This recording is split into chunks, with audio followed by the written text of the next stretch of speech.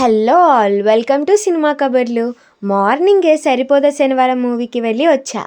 మరి ఆ మూవీ కోసం మాట్లాడుకుందామా? ఈలోపు మీరు ఛానల్ని సబ్స్క్రైబ్ చేసేసుకోండి.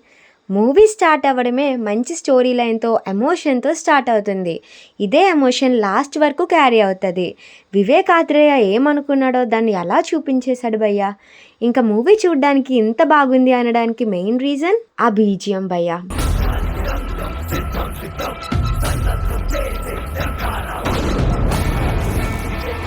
జేక్స్ బిజాయ్ ఏం కొట్టాడు భయ్యా బీజిఎంని, వేరే లెవెల్ అంతే.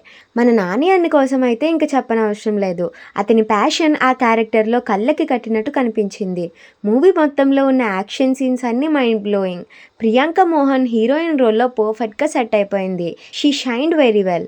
సైడ్ క్యారెక్టర్స్ కూడా జస్ట్ సైడ్ క్యారెక్టర్స్లా కాకుండా ప్రతి ఒక్క క్యారెక్టర్ని పర్ఫెక్ట్గా యూజ్ చేసుకున్నాడు మన డైరెక్టర్. మూవీలో యాక్షన్, డ్రామా, ఎమోషన్ ఇవే కాకుండా కామెడీ కూడా జనరేట్ చేశారు. ఆల్ మిక్స్డ్ మూవీ అని చెప్పొచ్చు. ఫ్యామిలీ మూవీ భయ్యా. హ్యాపీగా ఫ్యామిలీ అందరితో కూర్చొని చూడొచ్చు. ఎస్జే సూర్య గారు అండ్ మురళీ శర్మ గారు ఇద్దరు క్యారెక్టర్స్ మంచి కామెడీ అండ్ స్టోరీని జనరేట్ చేశాయి. మూవీకి మెయిన్ పిల్లర్ మాత్రం Nani and Vivek Athreya first point అయితే, సెకండ్ పాయింట్ మాత్రం బీజిఎంఏ భయ్యా. గూస్ బంప్స్ ఇచ్చింది. ఇంకా మొత్తానికి ఈ మూవీకి నేను ఇస్తున్న రేటింగ్ 4.3 out of 5.